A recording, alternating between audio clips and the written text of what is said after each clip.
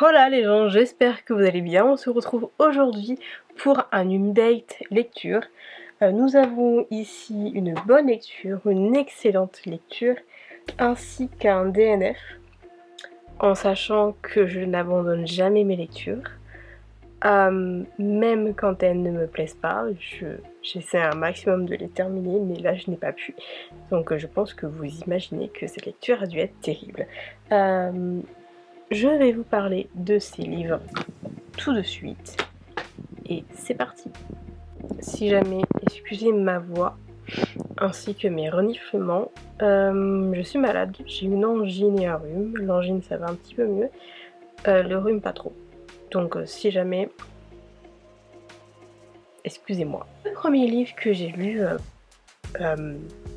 pour cette update lecture, il s'agit du dernier tome du cycle 5, tome 6 de Les Guerres des Clans, qui se nomme donc Le Sentier des Étoiles. Le cycle s'appelait L'Aube des Clans et c'est de Erin Hunter, toujours aux éditions Pocket Jeunesse. Si je ne me trompe pas, ce chat c'est Tonnerre, le créateur du clan du Tonnerre. Un 5e cycle qui se termine merveilleusement bien, même si j'aimerais énormément que la guerre des clans cesse de me faire pleurer. J'ai pleuré une première fois lors du dernier tome du cycle 4 concernant la mort de vous savez qui, sachant qu'il n'y a pas que vous savez qui est mort, mais c'est surtout vous savez qui m'a fait pleurer. Et là, c'est un chat gris qui m'a fait pleurer. Je ne dirai pas son nom parce qu'il y a énormément, il y a plusieurs chats gris dans ce cycle. Mais si vous avez lu le cycle 5, vous savez qui m'a fait pleurer. À ce stade de l'histoire, je ne peux plus dire le nom des chats. Parce que s'il y a des gens qui ont encore la force de commencer la guerre des clans aujourd'hui, j'ai pas envie de les spoiler. Voilà, par respect. Donc c'est toujours très compliqué de parler de la guerre des clans. Mais voilà, je continue tout de même. Une citation que j'ai énormément aimée pour ce dernier tome et que j'aimerais vous dire, c'est celle-ci. Les 5 clans, comme les 5 pétales de l'étoile flamboyante. C'était une prophétie si jamais. Donc 5 clans, le clan de la rivière, le clan du vent, du tonnerre, de l'ombre et le clan du ciel. Ça fait 5. On ne parle pas du clan des étoiles puisque lui c'est un clan à part, c'est du coup le clan des chats décédés. Dans un premier temps, j'ai énormément aimé le cycle de rédemption de Ciel Bleu, qui fut l'une des choses que j'ai le plus apprécié dans ce cycle. Ciel Bleu, qui était un chat avec de bonnes intentions, mais qui faisait les mauvais choix dans le début de ce cycle, notamment les 2 premiers tomes, si je me souviens bien. Je pensais vraiment que ce chat, je le détesterais jusqu'à la fin. J'avais même envie qu'il crève, clairement. Et tout compte fait, son cycle de rédemption, je l'ai énormément apprécié.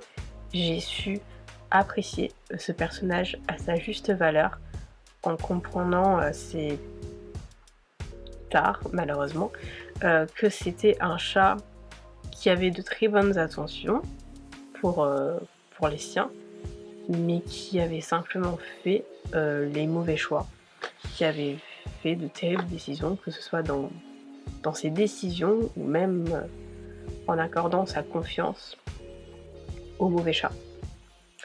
Je pense notamment à Borgne, mais pas que. Puis il y a le personnage de Grippoil. J'ai deviné assez tôt la fin de ce personnage. Il y avait des signes dans sa manière de se comporter, dans sa manière de parler aussi, mais surtout de se comporter. Donc j'avais vu tout de même des signes.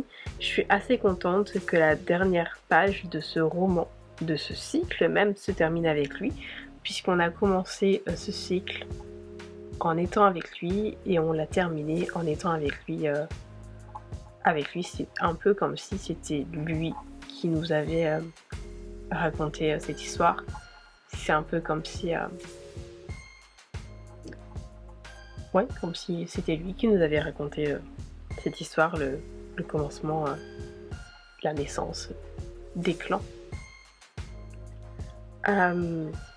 Puis il y a également le chat Tonnerre. Dès qu'il est né, dès que on a vu que c'était un chat roux, j'ai su, et surtout à son prénom, Tonnerre. Je me suis dit, lui, on connaît le clan du Tonnerre, ensuite ce chat s'appelle Tonnerre. C'était sûr que ça allait être le créateur du clan du Tonnerre. C'était sûr. Et je suis trop contente parce que c'est un personnage qui a quand même son caractère, qui est jeune, donc qui a commis des erreurs, qui a pu se faire manipuler d'une certaine manière, notamment par une chatte dont je tairai le nom. Mais en fait, dans son caractère, il me faisait trop penser à Étoile de Feu. Donc j'ai trop aimé certaines parallèles entre les deux personnages. Mais ce que j'ai le plus aimé, c'est que Tonnerre, c'est le créateur du clan du Tonnerre. Il a un caractère bien trempé. Et d'une autre façon, Étoile de Feu, qui est également un chat roux, c'est clairement le sauveur du clan du Tonnerre. Le sauveur même de tous les clans, mais c'est clairement le sauveur du clan du Tonnerre. Et j'ai trouvé la parallèle entre ces deux chats extrêmement intéressante. Même s'il y a des lunes et des lunes et des lunes qui les différencient. Je sais pas clairement combien d'années, puisque en langage dans la guerre des clans, on parle de lune pour parler de journée, etc. et tout, de saison pour parler plus ou moins de saison. Donc c'est assez compliqué de savoir combien de mois, plutôt d'années, séparent les deux, mais je pense qu'il y a vraiment une bonne période qui les sépare tous les deux. Dans tous les cas, Tonnerre, c'est mon personnage préféré de tout ce cycle. C'était un tome qui était excellent, c'était un cycle qui était excellent. On en apprend énormément sur la création des clans. Là, je vous fais une review plus ou moins globale sur le cycle de manière générale, puisque le cycle 5, c'était un cycle qui était visé sur la création des divers clans. Et c'était super intéressant. J'étais pas trop fan dès le début, puisqu'en fait je ne savais pas que le cycle 5 revenait dans le passé et nous expliquait, nous racontait la création des clans. Maintenant que je le sais, je suis très contente de l'avoir lu, mais j'aurais quand même préféré qu'il fasse dans ce cas-là une sorte de préquel à part, plutôt que de le mettre au milieu de la série principale en fait. Je ne sais pas comment l'expliquer, mais j'aurais fait différemment. Mais en soi, c'est pas non plus une mauvaise chose pour les personnes que ça intéresse pas. Bon bah, ils sautent d'un cycle. Même si en soi, ayant actuellement commencé le cycle 6, il y a certaines choses qui, je pense, ils n'auraient pas totalement compris. Donc c'est très bien de l'avoir lu. Surtout qu'à partir du cycle 6, on parle du clan du ciel. Et je pense que c'est mieux de l'avoir lu pour avoir certaines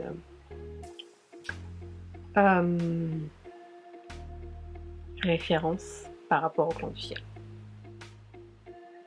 Voilà, mais c'était un très bon tome qui m'a fait pleurer du coup, et un très bon cycle de manière générale, même si j'ai eu un petit peu du mal à accrocher au début. Si La guerre des clans est une bonne lecture, celui-ci, bien évidemment, est une excellente lecture. Vous imaginez donc que celui qui va arriver juste après, c'est mon DNF. Ça, un DNF, jamais de la vie. Bref, le deuxième tome que j'ai lu, le deuxième bouquin que j'ai lu, pardon, il s'agit donc du deuxième tome du Peuple de l'air, Le Roi Maléfique, de Holly Black aux éditions Rajo.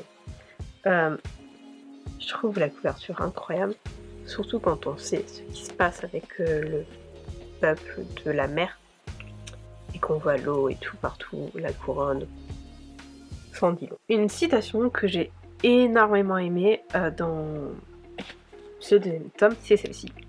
Je doute parfois de mon efficacité en tant que sénéchale, mais jamais en tant que tueuse. Bien entendu, cette citation vient du personnage de Jude. J'étais ravie de voir que la relation entre Jude et Cardan a bien été exploitée dans ce tome. Je dirais même qu'elle a été encore plus exploitée. On voit à quel point les deux s'apprécient, se détestent, s'aiment. Et j'ai trouvé ça très intéressant. Je ne lis pas Le Roi Maléfique forcément pour cette romance. J'aime beaucoup quand même l'intrigue politique dont il est question. Mais j'avoue que même si je ne suis pas du tout fan de romance, les deux là, je les adore. Nous en savons à présent plus sur le ressenti de Jude via Cardan, mais également sur les sentiments de Cardan, même si on n'a pas le point de vue de Cardan, on peut qu'imaginer ce qu'il ressent, on peut lire à travers les lignes clairement ce qu'il ressent et surtout dans la façon dont il s'adresse à Jude. Pour Jude, elle reste fidèle à elle-même. J'ai adoré la suivre en tant que sénéchale. Elle est douée, elle a du pouvoir et Cardan le sait et elle le sait aussi. Elle est vraiment très douée. Malgré les difficultés, elle n'en ressort que plus forte. Puis la relation entre Jude et Madoc, qui n'est plus la même qu'au tout début de l'histoire, qu'au tome 1. J'ai adoré les revoir ensemble. J'ai adoré les voir ensemble sans dire de spoiler, mais je pense que vous savez à quoi je fais référence. Ici, ils sont clairement rivaux et c'était juste génial à voir. Genre, Jude et Madoc ensemble, c'était super. Enfin, j'ai vraiment bien aimé. Outre Jude, j'ai bien aimé certaines scènes avec Taryn, comme j'en ai détesté d'autres. Bref, c'est Taryn. Ensuite, on a eu un tome 2 beaucoup plus fluide, avec des intrigues particulièrement intéressantes, addictif, et ce que j'ai préféré, c'est bien entendu découvrir le monde marin, même si ça n'a pas été un plaisir pour tous les personnages, n'est-ce pas? Bref, j'ai vraiment très hâte de lire le 3e tome. Là, à l'heure où je vous parle, je pense que je vais le commencer demain. Ensuite, l'un des rares DNF que j'ai pu faire. Il s'agit de Empire Rouge, donc le premier tome, la quête de Venom Glazed en auto-édition. Depuis que la magie a déchiré l'univers, le royaume d'Elaria est séparé en 3 terres. La capitale, Istandra, est le siège du sultan, qui fait régner la terreur parmi les Assal, dont la magie est considérée comme dangereuse. Chaque année, une rafle est organisée à Akatra, le territoire des Assal, où la garde royale traque et élimine les dotés. À 11 ans, Zera voit sa mère assassinée par la milice et 11 ans plus tard, ses sœurs lui sont arrachées par la couronne. Capturé et emmené au palais, son pouvoir devient l'objet de la convoitise des héritiers. Ezra, prince cadet et futur exécuteur, a été façonné par son père pour régner. Encore lui faut-il remporter la quête du désert, un événement qui l'opposera à son frère aîné et dont la récompense n'est d'autre que le trône d'Elaria. Bien décidé à faire usage de Zera pour la quête, il ne se doute pas que sa magie menace de bouleverser l'équilibre des forces. Précieuse à son ascension vers le pouvoir, il n'a aucun scrupule à recourir au chantage pour la lier à lui par un pacte. Derrière cette promesse qui lui donne l'espoir de retrouver ses sœurs, Zera se jure de le tuer à la première occasion. Pourtant, à mesure que leurs destins s'entrelacent, l'inattendu vient troubler ses certitudes. Décidée à lutter contre son cœur, Zera est prête à tout pour tromper le prince, sans jamais oublier ce qu'elle est la seule à savoir qu'elle se bat pour réduire en cendres l'empire qui les a asservis. Du coup, c'est un DNF, donc j'ai dû arrêter peut-être genre là. Je sais pas, je suis allée plus que la moitié. DNF à 68%, je sais plus trop ce que ça représente. Parce que c'est Goodreads qui m'a dit ça. Plus comme ça, je pense. Quelque chose comme ça. De base, c'était plutôt bien parti. Parce que c'était plutôt un roman qui rentrait dans ce que j'aime, dans ce que je recherche. Mais ça l'a vraiment pas fait. J'avais l'impression de lire une encyclopédie, un dictionnaire. Il y avait beaucoup plus de descriptions que de dialogue. Je veux dire, c'est du blabla sur du blabla sur du blabla. C'était tout le temps comme ça. Plus le fait que c'est écrit énormément petit et que malgré mes lunettes, j'ai quand même des problèmes de vue. Dans le sens en fait où j'ai un grand problème de concentration lorsque c'est écrit petit. Du coup déjà, de base, ce roman partait mal. Et voilà, c'est beaucoup de descriptions.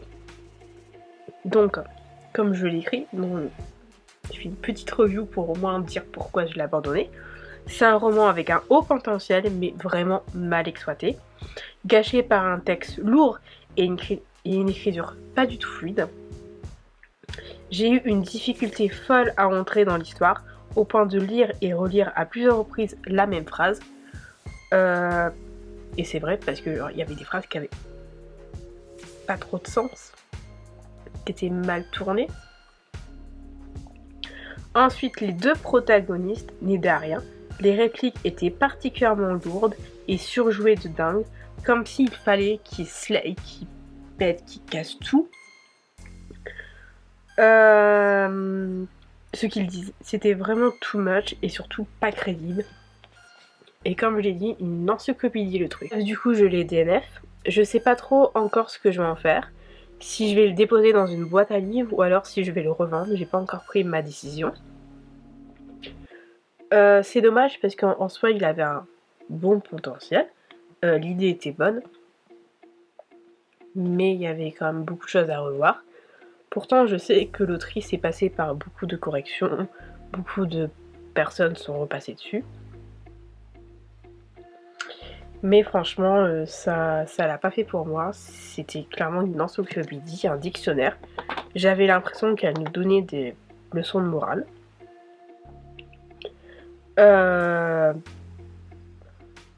Et puis toutes les autres choses que je viens de citer qui n'étaient pas top.